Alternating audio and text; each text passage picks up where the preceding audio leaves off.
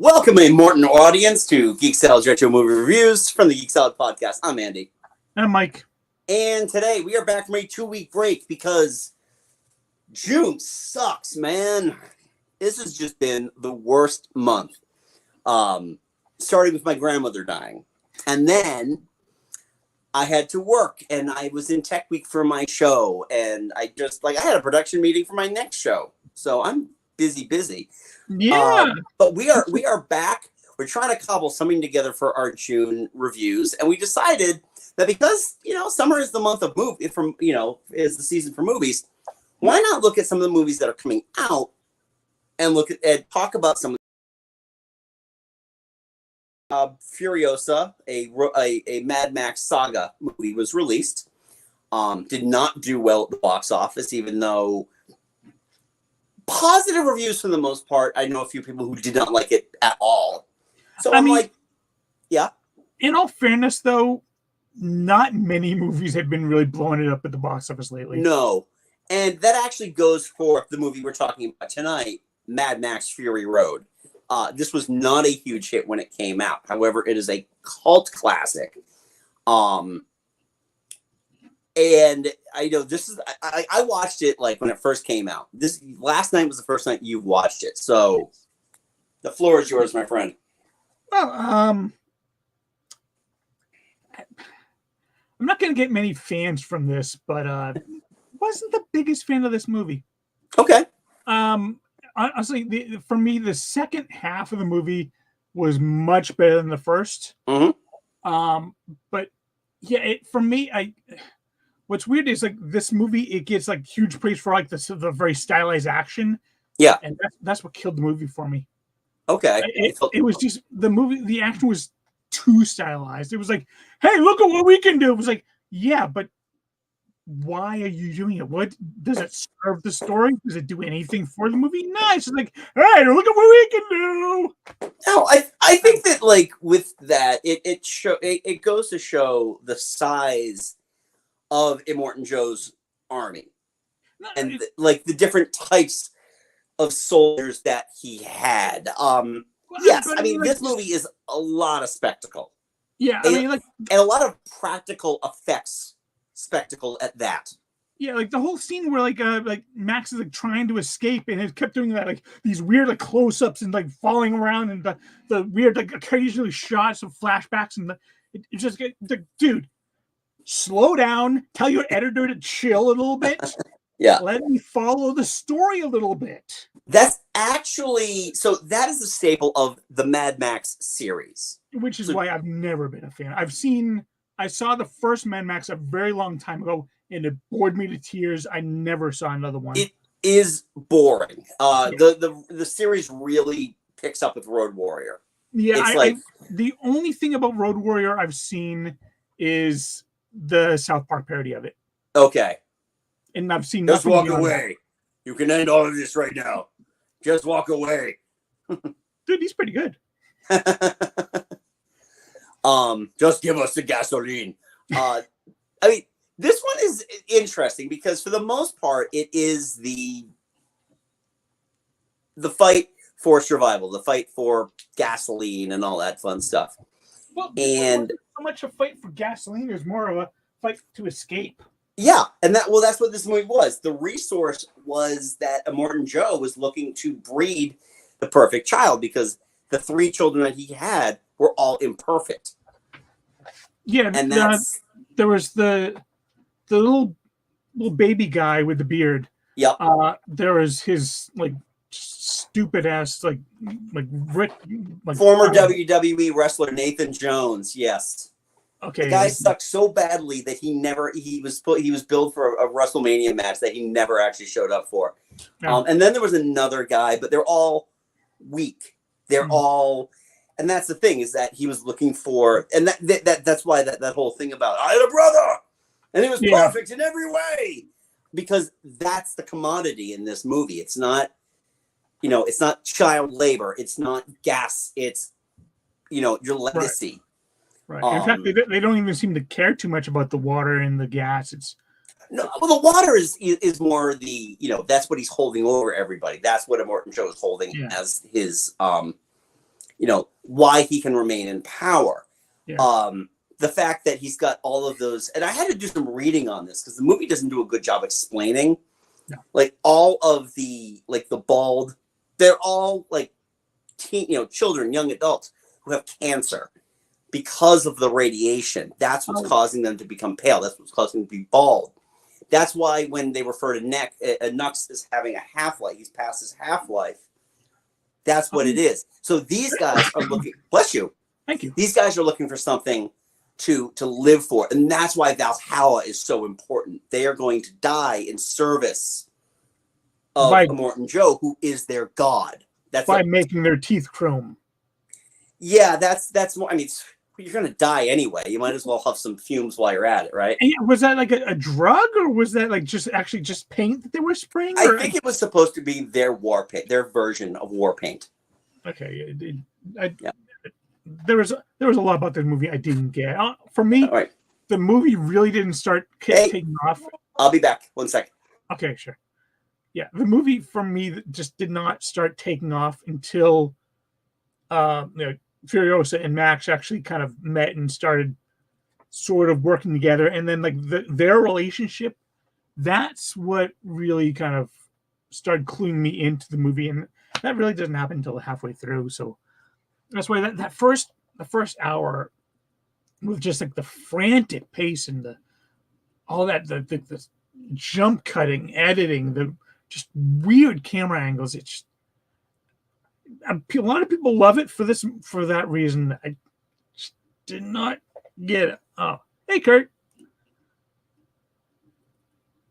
Yeah, you know what?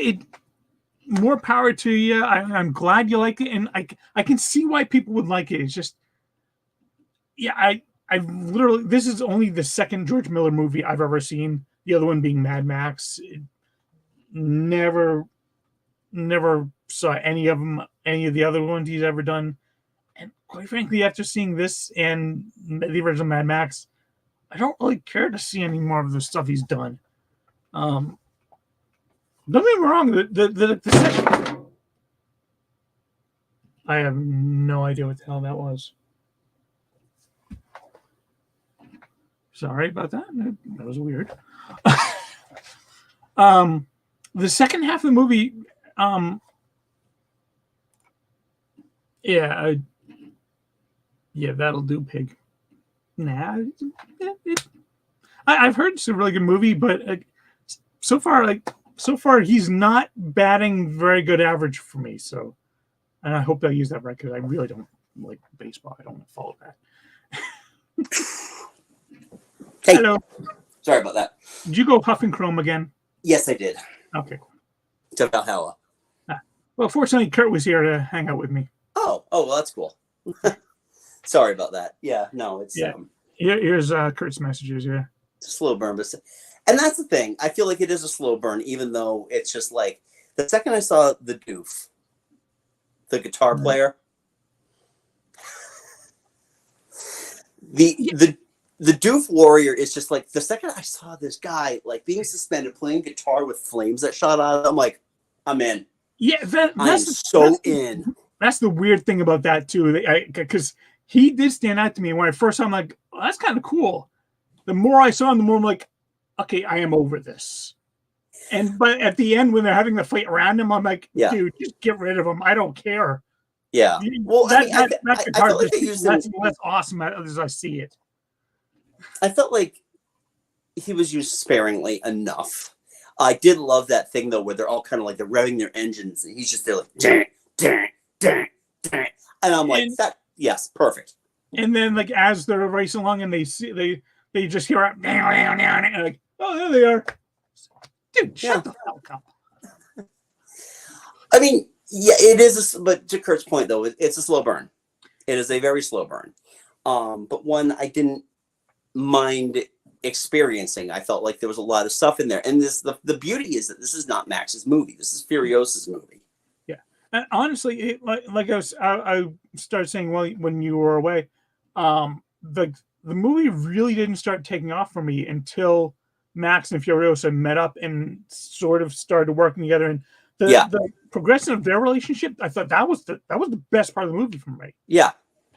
and everything else just kind of detracted from it. Yeah.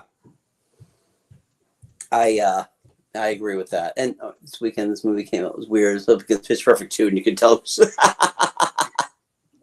One of those movies has a much wider audience. I'll let you guess which one. Yeah. I mean, it's tough too. It's tough to build on a franchise where you only get a movie every 30 years. Or, I mean, before Fury Road, it was 1985 when Thunderdome came out. Dude, can't we get beyond Thunderdome?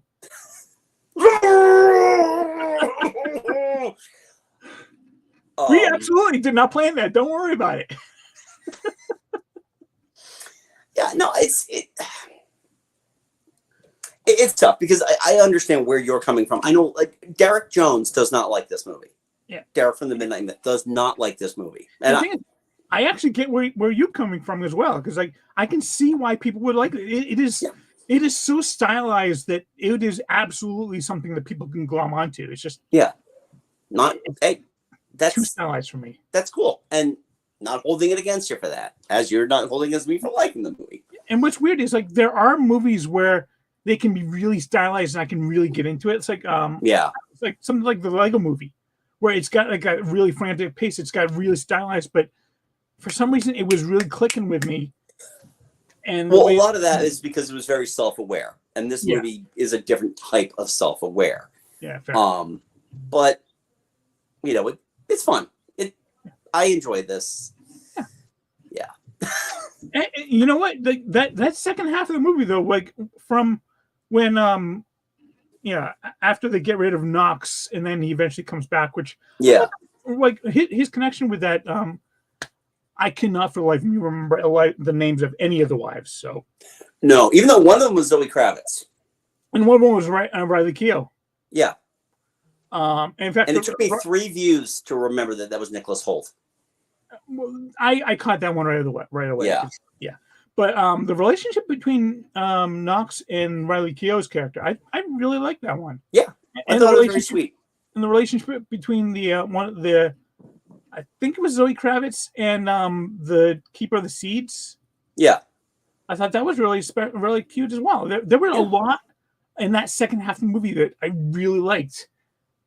And then they started going, oh, well, Inward and Show's army is coming here. Let's get all stylized again. I'm like, oh, okay, I'm out. You got to admit, though, what a badass looking villain. The look wasn't bad. His method of death was like, that was a little bit weird for me. They ripped his mouth off. Oh, they ripped his whole face off because that thing was attached to his face. Yeah, that gave me nightmares. I'm not gonna lie. I was sorry. Weird. That was a weird one. Yeah, but I don't know. Maybe it was just bad time at the moment. Yeah, I mean, overall, I really enjoyed this one. I don't really know how much more we have to talk about with it. It is what it is. You love it, you don't love it. It's. Yeah. I'm sure that there's a firm camp of like in there somewhere, but they ripped his face off and gave it to Nick Cage. Are you saying, Kurt, that he wants to take his face off? I like the mother's milk, man. Mother's milk. Funniest story about that, if you want to talk, like urban legend about Nathan Jones, that he did so many steroids that he began lactating. Him and Triple H, right? No, it's just Nathan Jones. So anyway, all right. Well, I think we got to wrap this because I don't know what we have to say before we just get into like dudes lactating due to steroid use. So that was Fury Road. I want to know Hey, it's been 2 weeks. We need to have some fun here. So yeah, I don't know. What are your thoughts on Fury Road? Leave a polite comment below. Be nice. Either way, be nice. And if you like what you see, we do this practically every week. The next couple of weeks are going to be a bit of a mess, but yeah, we will let you know if we're doing a show or not. We're going to try to get at least one more out this month. Yeah, and if you could subscribe here, like the video because that always helps. Leave a polite comment on all that fun stuff. Also, check out our podcast, Geek Salad, where you can get that wherever you get your podcast. We are also on the socials, Facebook at Geek Salad Podcast and at Geek Salad Radio on Twitter, Blue Sky, and Threads. So anyway, until next time, I'm Andy. I'm Mike. Go forth and be nerdful. We'll talk to you later.